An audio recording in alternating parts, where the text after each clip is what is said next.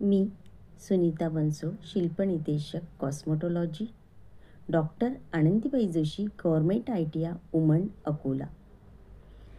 आज आपण hair cutting या लेसनमध्ये हेअर कटिंगसाठी लागणाऱ्या साहित्याचे ज्ञान म्हणजेच हेअर कटिंग टूल्स नॉलेज पाहणार आहोत. त्यामध्ये कटिंग सीझर. हेअर कटिंगमध्ये सीझर हे सर्वात महत्त्वाचे अवजार आहे. तेव्हा उत्तम प्रकारची सीझर असणे आवश्यक आहे. ती तितकीच समतोल, तीक्ष्ण आणि तितकीच सपाट असायला हवी.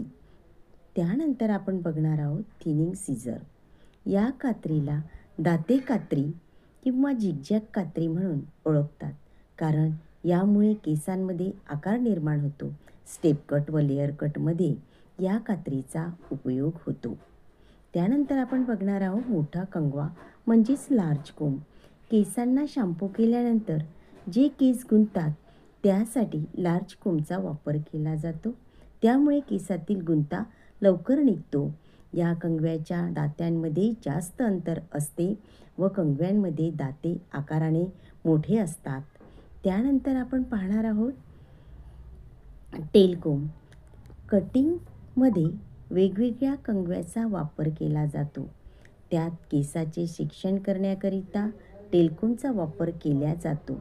कंगव्यांच्या मागे शेपटी असते, त्याला टेलकोंब म्हणतात. सेक्शनमधील सबसेक्शन करण्यासाठी याचा उपयोग केला जातो. त्यानंतर आपण पाहणार आहोत रेझर. आता ॲडव्हान्स टेक्नॉलॉजीमुळे लेअर कटसाठी रेझरचा उपयोग होतो. फेदर कटमध्ये सुद्धा या ब्लेडचा वापर केला जातो. आपण ही समोर इमेज बघितलेलीच आहे, रेझर कशा पद्धतीचा असते. आता आपण इलेक्ट्रिक क्लिपरचा वापर करणार आहोत. इलेक्ट्रिक क्लिपर म्हणजे केस कापण्यासाठी वापरले जाणारे एक विशेष साधन आहे. हे कात्रीसारख्याच तत्वावर काम करते. इलेक्ट्रिक क्लिपर बॉय कट केल्यानंतर, मशरूम कट केल्यानंतर मानेवरचे केस काढण्यासाठी या मशीनचा उपयोग केला जातो. पूर्वी हँड क्लिपरनेसच्या साहाय्याने सुद्धा केस काढल्या जायचे. त्यानंतर आपण पाहणार आहोत स्प्रे बॉटल. केसांना ओले करून कटिंग करता येते. केसांना ओले करण्यासाठी स्प्रे बॉटलचा वापर करतात. नोझलमधून द्रव बाहेर काढण्यासाठी आवश्यक असलेला दाब निर्माण करण्यासाठी पंप यंत्रणा जबाबदार असते. सतत स्प्रे बॉटली सक्रिय करण्यासाठी तुम्हाला प्रथम ट्रिगर काही वेळा पंप करावा लागेल, जोपर्यंत तुम्हाला क्लिक करण्याचा आवाज ऐकू येणार नाही. हा क्लिक करण्याचा आवाज सूचित करतो की पंप यंत्रणा आत दाब तयार झाला आहे. अशा रीतीने आपण स्प्रे बॉटल पाहिल्यानंतर आपण नंतर पाहणार आहोत ॲप्रन. ॲप्रनमध्ये 2 भाग आहेत, सेल्फ ॲप्रन, क्लायंट ॲप्रन. आता आपण पहिल्यांदा पाहणार आहोत सेल्फ ॲप्रन.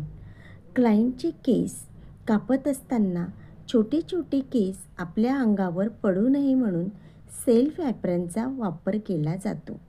त्यानंतर आपण क्लायंट ॲप्रन पाहणार आहोत. केसांना कापल्यानंतर केस अंगावर पडू नये म्हणून क्लायंटला ॲप्रन लावल्या जाते. त्यानंतर आपण सेक्शन पिन. सेक्शन पिन केसांचे केलेले सेक्शन बांधण्यासाठी सेक्शन क्लिपचा उपयोग केला जातो. सेक्शन क्लिपचा वापर केल्याने केसाचे विभाग व्यवस्थित करण्यास मदत होते. Hair dryer. हेअर ड्रायर हे केस सुकवण्यासाठी किंवा स्टाईल करण्यासाठी वापरले जाते.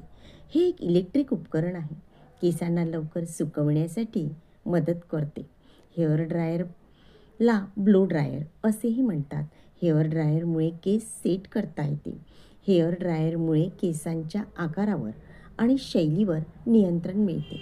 हेअर ड्रायरचा वापर करताना लक्षात ठेवायला पाहिजे की हेअर ड्रायर केसापासून 6 ते 9 इंच दूर ठेवले पाहिजे. यानंतर आपण पाहणार आहोत राऊंड ब्रश. राऊंड ब्रशमुळे केसांना आकार देऊन स्टाईल करता येते. व केसांना वळवण्यासाठी या ब्रशचा वापर केला जातो.